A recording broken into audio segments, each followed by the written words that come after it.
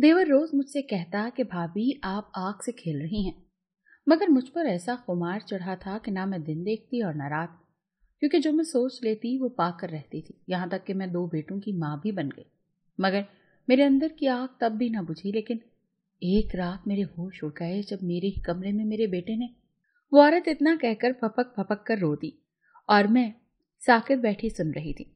ये क्या दास्तान थी? ऐसी बात सोच सोच कर ही दिमाग शल हो रहा था। मैंने रहम भरी नजरों से उस औरत के शिकस्ता चेहरे को देखा। मैं उस वक्त ट्रेन में सफर कर रही थी। मैं पिंडी से कराची की तरफ जा रही थी। सफर बहुत लंबा था। मैंने अपने लिए एक पूरी सीट बुक करवाई हुई थी ताकि सुकून से सफर कर सकूं। रास्ते में एक स्टेशन से कदरे उधेड़ उम्र औरत ट्रेन में सवार हुई और चलती हुई मेरी सीट के सामने खड़ी हो गई। उसका हुलिया तो काफी मुनासिब था, मगर हालत बहुत अबतर थी। कपड़े तक फटे हुए थे और स्याह बड़ी चादर से उसने खुद को ढांप रखा था। वो खाली नशिस्त की तलाश में यहाँ वहां नजर दौड़ा रही थी, और मुझे देखकर ही अंदाजा हो रहा था कि वो बमुश्किल खड़ी हो पा रही है। मैं ज्यादा देर खुद को लापरवाह जाहिर नहीं कर पाई। मेरे सामने वाली सीट पर बैठी औरत अपने बच्चों को समेटती फिक्रमंद नजर आ रही थी। वो भी जगह देने पर आमादा थी, मगर उसके पास काफी सामान था। बहन, आप यहाँ मेरे पास बैठ जाएं। मैंने उस औरत को मुखातिब किया तो वो चौंक कर पलटी और मुझे तशक्कुर भरी नजरों से देखते हुए आकर मेरे साथ सिमट कर बैठ गई। मैं वक्तन फवक्तन उसे देखती रही। उसके चेहरे पर अजीब से जख्म थे और उसकी हालत भी तशवीशनाक थी। मुझसे रहा नहीं गया तो मैंने आखिर हिम्मत करके उससे सवाल कर लिया, क्या आप ठीक हैं बहन? क्या कोई हादसा हुआ है? मेरे सवाल पर उस औरत के चेहरे पर मजीद उदासी छा गई। मैंने महसूस किया कि वो गैर महसूस अंदाज से अपना चेहरा और अपना फटा हुआ लिबास छुपाने की कोशिश कर रही थी। मैं खामोश हो गई। हमारे सामने बैठी मुसाफिर औरत भी मुतजस्सिस नजरों से उस औरत को देख रही थी। सफर सुकून से कट रहा था। मैं उस औरत को उसके हाल पर छोड़कर सामने वाले से हाल अहवाल लेने लगी। फिर हम दोनों भी खामोश हो गई। वो सामने बैठी औरत बच्चों को सुलाकर खुद भी सो गई, तो मैं भी थक कर ऊँघने लगी। अभी मैं नींद में जा रही थी जब मेरे साथ बैठी उस औरत ने आहिस्तगी से मुझे कहा कि बहन, आपके पास पानी है तो दे दें। मुझे उसकी हालत मजीद बिगड़ती हुई महसूस हो रही है। मैंने सर हिलाकर पानी की बोतल उसे थमा दी। पानी लेकर उसने जिस्म दर्द की दवा मांगी तो मैंने ठिठक कर उसे देखा तो वो नफी में सर हिला गई। मैंने सफर पर भला पेन किलर क्यों रख दी? वो औरत मायूस होकर चेहरे से पल्लू हटाती पानी पीने लगी। मैंने तब उसका चेहरा देखा। वो अच्छी खासी खूबसूरत औरत थी। रंगत भी सफेद थी, मगर चेहरे से साफ आया था कि किसी बड़े सदमे से दो चार है। मुझे गौर से देखता पाकर उसने पानी की बोतल बंद की और मुझे पकड़ाकर शुक्रिया कहती रुख फेर गई। मेरा तजस्सुस मजीद बढ़ने लगा। मैंने डिटाई का मुजाहरा करते हुए फिर से कहा कि बहन, क्या आपके घर में कोई मर्द या कोई बच्चा नहीं था? इस हालत में अकेले सफर कर रही हैं, कुछ हो गया तो कौन संभालेगा? वो मेरे हमदर्द लहजे पर मुझे देखते हुए सर्द आह भर कर बोली, 2 बेटे हैं मेरे, बहुएं भी हैं, उनके बच्चे भी, भरा पूरा घर है, मगर वो कुछ बोलते बोलते चुप सी हो गई। उन्हीं से तो भाग रही हूं, फिर किसे साथ लाती? उसके जुमले पर मैंने हैरत से उसे देखा। मैंने अफसोस से कहा कि अल्लाह ऐसी औलाद भी ना दे कि यूं माओ को दरबदर होना पड़े। मेरे अफसोस पर उसने मुझे देखा और सर झुका दिया। फिर जो उसने कहा वो मेरे लिए किसी सदमे से कम न था। वो बोली कि बहन, अभी तो मेरी हालत पर आप तरस खा रही हैं, मगर जब मेरी कहानी पता चलेगी तो शायद मुझसे शदीद नफरत हो जाए। उसका यह जुमला हैरान कुन था। मुझे तजस्सुस सताने लगा कि ऐसी कौन सी सच्चाई है जो जानकर मैं ऐसी बेज़रर और जख्मी औरत से भी नफरत करने लगूंगी। मैंने उसके पास खिसक कर उसके हाथ पर हाथ रखा और नरमी से कहा कि ऐसा कुछ नहीं, मगर हाँ, मैं आपकी दास्तान जरूर सुनना चाहूंगी। आपका भी गम बांटने से दिल हल्का होगा। मैं चाहती कि वो कुछ बताए तो मेरा सफर भी आराम से गुजर जाए। मेरे कहने पर वो कुछ देर खामोशी से सोचती रही, शायद अल्फाज तरतीब दे रही थी जहां से शुरू करे। फिर वो बोलना शुरू हुई कि मैं जब ब्याह कर ससुराल पहुंची तो अपने ससुराल में सबसे हसीन लड़की थी। मेरे हुस्न से ही मुतासर होकर सास ने मुझे अपनी बड़ी बहू बनाया था। मेरे शौहर का एक छोटा भाई भी था। कुछ अरसा तो मैंने शराफत से गुजारा कर लिया, मगर फिर मैं रूप बदलने लगी, बल्कि सच कहा जाए तो अपना असल रंग निकालने लगी थी। मुझे सास ससुर खटकने लगे थे। मैं बहुत बेबाक और फैशनेबल थी। सास और ससुर की नरमी से समझाने और टोकने पर मुझे उनकी रोक टोक चुभने लगी और मैं शुरू शुरू का मध्यम लहजा बदल कर तनफ्फुर से उन्हें जवाब देने लगी। میں نے شوہر سے بھی شکایت کی کہ مجھے خود اتنی محنتوں سے لا کر اب تمہارے ماں باپ کو میرے اٹھنے بیٹھنے پر بھی اعتراض رہنے لگا ہے۔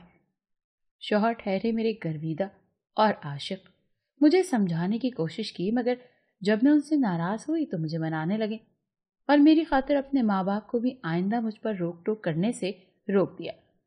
میرا دیور بے ضرر سا لڑکا تھا، خاموشی سے مجھے دیکھتا رہتا اور پھر میرے اس لڑاکا مزاج کو دیکھتے ہوئے وہ مجھ سے کنارہ کشی اختیار کرنے لگا۔ میں اپنی دنیا میں مگن تھی اور چاہتی بھی نہیں تھی کہ گھر کا کوئی بھی فرد میرے کاموں میں مداخلت کرے، اور دیکھتے ہی دیکھتے میں گھر پر راج کرنے لگی، جو چاہے کرتی تھی، جیسے چاہتی تھی رہتی تھی۔ میرا فیشن دن بدن بے حیائی کی طرف جا رہا تھا اور میرے حسن کے شدائی شوہر کو مجھے ناراض کرنے کا اتنا خوف تھا کہ کبھی روک نہیں سکا تھا۔ آہستہ آہستہ میرے اعصاب پر ساس اور سسر کچھ زیادہ کھٹکنے لگے تھے۔ میں ان کو ترسا ترسا کر کھانا دینے لگی، کبھی کبھی موبائل پر لگی رہتی، خود باہر سے منگوا کر کھا لیتی اور وہ بھوکے بیٹھے کچن کو تکتے رہ جاتے۔ پھر میری ساس نے ہمت کر کے اپنے اور میرے سسر کے لیے کھانا خود بنانا شروع کر دیا اور ان کی پریشانی ختم ہوئی تھی، مگر یہاں پر بھی مجھے اعتراض تھا۔ میں نے ایک روز شوہر کے سامنے ہنگامہ کھڑا کر دیا کہ گھر میں تینوں وقت 2 الگ الگ کھانے بنانے سے راشن ضائع ہو رہا ہے اور گیس بھی۔ مجھے ان کی بنائے احتیاطی پھیکے کھانوں پر بھی اعتراض تھا۔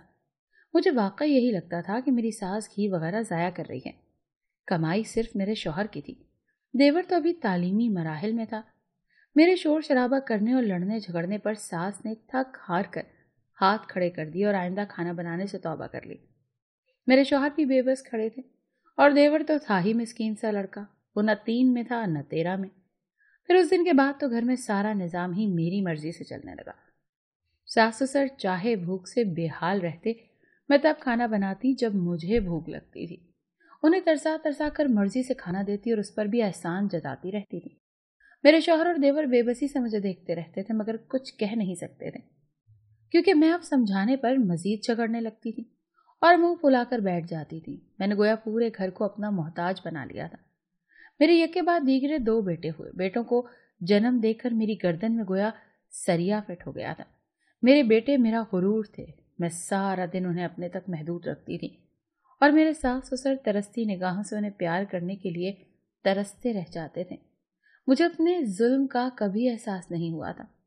میں نے سوچا بھی نہیں تھا کہ میں اپنے لیے اپنا ایسا مستقبل بنا رہی تھی جس پر چلنا گویا کانٹوں پر چلنے کے مترادف تھا۔ میری بے حسی پر میری اس خاموش مزاج اور بے ضرر دیور نے بھی سمجھانے کی کوشش کی۔ وہ مجھے اکثر کہنے لگا کہ بھابی آپ غلط کر رہی ہیں، ابھی آپ کو احساس نہیں، مگر یہ رویے پلٹ کر انسان کی زندگی میں آتے ہیں۔ آپ آنکھ سے کھیل رہی ہیں اور آپ کو احساس تک نہیں ہو رہا۔ میں اس کے سمجھانے پر الٹا اس کی خوب بے عزتی کرتی۔ اگر اتنا ہی احساس جاگ رہا ہے تو خود کما کر اپنے ماں باپ کو کھلائے اور اپنے پاس رکھے۔ وہ چپ ہو جاتا اور میرے ظلم کی حد سے تنگ آتے میرے ساس سسر اس دنیا فانی سے آگے پیچھے چلے گئے۔ مجھے ان کی موت پر بھی ذرا برابر بھی دکھ نہ ہوا۔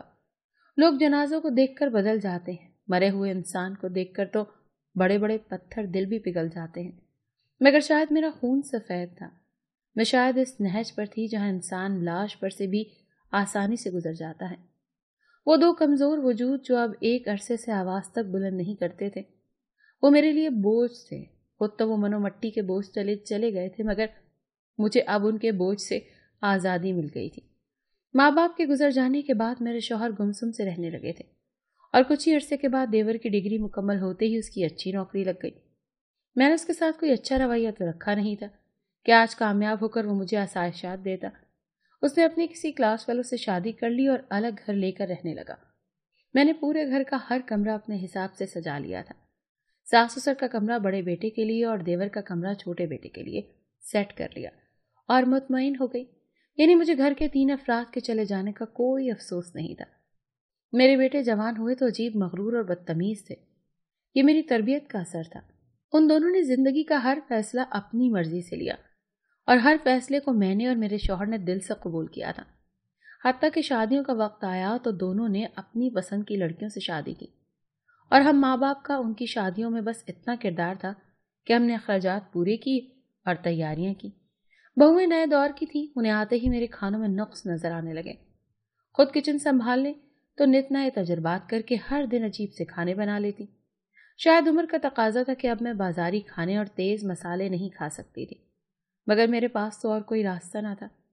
دبے دبے الفاظ میں بیٹوں سے کہنا چاہا تو انہوں نے لاپرواہی سے کہہ دیا کہ عادت نہیں ہے نا، کھاتے رہنے سے عادی ہو جائیں گی۔ میرا معدہ بگڑنے لگا تھا۔ میرے شوہر تو بالکل ہی ایک طرف چپ کر کے رہنے لگے تھے، نہ بحث کرتے نہ ہی کسی بات پر اعتراض کرتے۔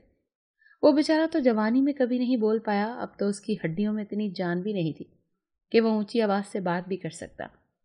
ایک دن میں نے زچ ہو کر اس سے کہہ دیا کہ یہ گھر ہمارا ہے، ہم مالک ہیں، آخر وہ بہوؤں کو اور بیٹوں کو سمجھاتے کیوں نہیں؟ میری بات پر اس نے مجھے خاموش نظروں سے دیکھا اور پھر ان کے جواب نے مجھے ساکن سا کر دیا تھا۔ کہنے لگا کہ ان میں مجھے تمہارا عکس نظر آتا ہے، میں وہی بغاوت اور منمانیاں دیکھ رہا ہوں اور اپنے آپ کو بالکل اپنے ماں باپ جیسا بے بس محسوس کر رہا ہوں۔ مجھے اب اندازہ ہو رہا ہے کہ ان پر کیا گزرتی تھی۔ وہ رو پڑا اور میرے الفاظ ختم ہو گئے تھے۔ وہ روتے ہوئے مزید بولا کہ میں تو پھر بھی کوشش کر لیتا تھا انہیں سمجھنے کی اور تمہیں سمجھانے کی۔ مجھے پھر بھی کبھی احساس ہو جاتا تھا کہ وہ مشکل میں ہے، مگر مجھ پر وقت ایسا سختی سے حملہ آور ہوگا کہ میرے بیٹے اور کوشش بھی نہیں کر رہے اور نہ ہی کریں گے۔ انہیں احساس نہیں ہے اور وہ مگن ہے اپنی زندگیوں میں، بالکل ویسے جیسے تم تھی۔ میرے شوہر سسک رہے تھے اور میں اپنی جگہ جم چکی تھی۔ کتنا سچ کہا تھا انہوں نے، اپنی بے رحمی مجھے اب محسوس ہونے لگی تھی۔ اب مجھے اپنے ساس سسر کی خاموش نظروں کا درد یکدم محسوس ہو رہا تھا۔ اس رات میرے شوہر سوئے تو صبح اٹھنا نصیب نہ ہوا۔ مجھ پر تو قیامت سی گزری تھی۔ میں غم سے نڈھال تھی اور میری بہویں سکون سے ایک طرف بیٹھی جنازہ اٹھنے کا انتظار کر رہی تھی۔ میرے شوہر اس سخت زندگی سے نجات حاصل کر گئے تھے اور میں اپنے کیے کا حساب بھگتنے کے لیے ابھی زندہ تھی۔ شوہر کی وفات کے بعد میں اکیلی رہ گئی۔ پہلے اپنا غم ان سے کہہ کر ہلکی ہو جاتی تھی، مگر اب تو سننے والا بھی کوئی نہیں بچا تھا۔ وقت گزرنے لگا، میں بھی شوہر کی جدائی کا صدمہ بھولنے لگی۔ مجھے اور بھی بہت غم مل رہے تھے جھیلنے کے لیے۔ اب میرے ساتھ بھی وہی ہونے لگا تھا۔ کھانے کی آس میں بیٹھی رہ جاتی اور بہویں یہ کہہ کر جان چھڑوا لیتی کہ انہیں میرا خیال نہیں آیا تھا۔ اب تو انہیں میرا کمرہ بھی مطلوب ہونے لگا تھا۔ ایک دن بیٹے میرے پاس آئے اور میں جو خوش ہو رہی تھی کہ شاید آج انہیں یاد آ گیا کہ ان کی ماں زندہ ہے، ان کی تمہید پر میرا دل کٹ کر رہ گیا۔ وہ بولے کہ امی اب تو ابو نہیں رہے اور یہ کمرہ ایک اکیلی آپ کے لیے تو کافی بڑا ہے، صفائی کرنا بھی مشکل ہوگا، تو آپ ایسا کریں کونے والا کمرہ لے لیں، چھوٹا اور صاف کمرہ ہے۔ وہ یوں بول رہے تھے گویا مجھے حکم دے رہے ہوں، اور میں گمسم سی انہیں دیکھ رہی تھی۔ وہ کونے والا کمرہ جو کل تک گھر کا فالتو سامان رکھنے والا سٹور تھا، اب ماں کے لیے بہترین اور صاف کمرہ بن گیا تھا۔ اور پوچھنا تو محض ایک رسم تھی، انہوں نے اگلے ہی روز میرا سامان وہاں رکھ دیا تھا اور میرے کمرے کو مہمان خانہ بنا دیا گیا۔ جیسے میں نے بے رحمی سے اس گھر کی حکومت چھینی تھی، اس سے کہیں زیادہ بے رحمی سے مجھے گھر میں فالتو چیز کی طرح ایک کنارے سے لگا دیا گیا تھا۔ میں چپ ہو گئی۔ اب ان کی مانے بنا کوئی چارہ نہ تھا۔ اس اسٹور میں میرا وجود قید ہو کر رہ گیا تھا اور میں سمجھ رہی تھی یہ ظلم ہے، تو یہ میری خام خیالی تھی، یہ تو ظلم کا آغاز تھا۔ ایک روز بیٹے اور بہویں باہر کھانے کے لیے چلے گئے اور مجھے پوچھا تک نہیں۔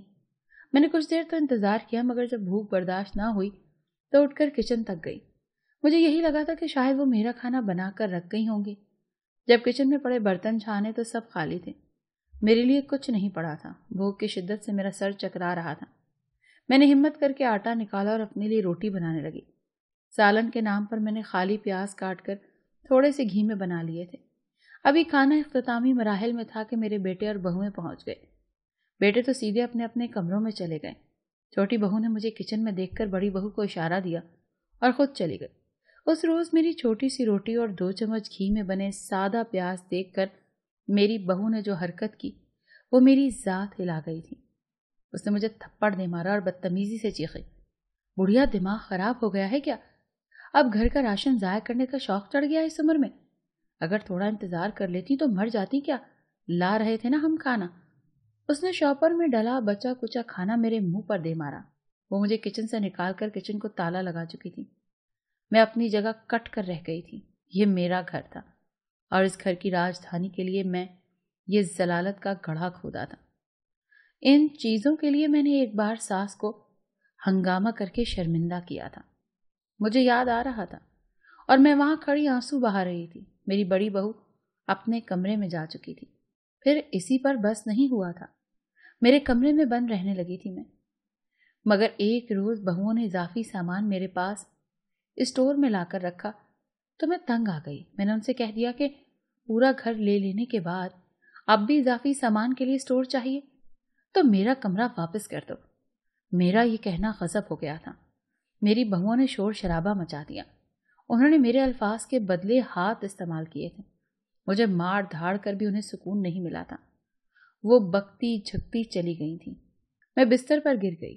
میں کیا کچھ کرتی رہی تھی اور اب بدلے میں کیا کیا جھیل رہی تھی۔ دیور کی وہ باتیں آج مجھے یاد آ رہی تھیں جب وہ کہتا تھا بھابھی آپ آگ سے کھیل رہی ہیں، مگر اس وقت مجھ پر جوانی کا نشہ سر چڑھ کر بول رہا تھا۔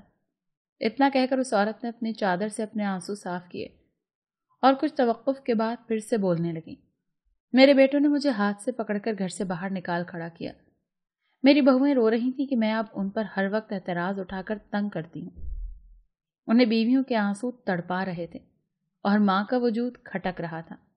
میں خاموشی سے چلی اور اس ٹرین پر سوار ہو گئی۔ اب کراچی جا کر یہاں بھیک مانگوں یا گھروں میں کام کر کے اپنا پیٹ بھروں گی۔ وہ عورت اب رو رہی تھی اور مجھے سمجھ نہیں آ رہا تھا کہ اس پر ترس کھاؤں یا نفرت کروں۔ اس نے جو کیا تھا اسے کہیں زیادہ جھیل لیا تھا۔ اب فیصلہ تو اللہ نے کرنا تھا، اس کا عذاب ختم ہوگا یا بڑھ جائے گا۔ میرا اسٹیشن آ چکا تھا۔ ٹرین سے اترنے لگی تو وہ عورت مجھے حسرت بھری نگاہ سے دیکھ رہی تھی، کیونکہ میرا شوہر مجھے لینے کے لیے اسٹیشن پر موجود تھا۔ میں اتنی ظالم نہیں تھی کہ اس عورت کو وہاں چھوڑ کر اپنی زندگی میں آگے بڑھ جاتی۔ میں اس کا ہاتھ پکڑا اور اپنے ساتھ گھر لے آئی۔ میرا گھر کا اوپر کا پورشن خالی تھا۔ گھر لا کر میں نے اپنے شوہر کو تھوڑا اس کے بارے میں بتایا تو شوہر کو بھی کوئی اعتراض نہ ہوا۔ ویسے بھی اس عمر میں اب سے بچا ہی کیا تھا سوائے 2 روٹی اور 1 سبزی کی پلیٹ کھانے کے، اور 2 روٹیاں کھلانی مجھ پر بھاری نہیں تھی۔ 3 سال اس عورت کو میں نے اپنے پاس رکھا۔ نہ جانے اس کی دعائیں لینا شاید ہمارے ہی مقدر میں لکھا تھا۔ شوہر کا کاروبار دن دگنی اور رات چگنی ترقی کرنے لگا۔ میرے ایک ایک روٹی کے نوالے کے بدلے اس کے اندر سے دعا نکلتی تھی، اور پھر ایک رات وہ ہمیں چھوڑ کر ہمیشہ کے لیے اس دنیا سے چلی گئی۔ آج میں ایک کنال کے گھر میں خوش و خرم اپنی زندگی گزار رہی ہوں۔ شاید یہ اسی کا صلہ خدا نے دیا تھا جو نیکی 3 سال پہلے میں نے اس کے ساتھ کی تھی، ورنہ 5 مرلے کے گھر سے 1 کنال کے گھر تک پہنچنا شاید میں نے کبھی خواب میں بھی نہیں سوچا تھا۔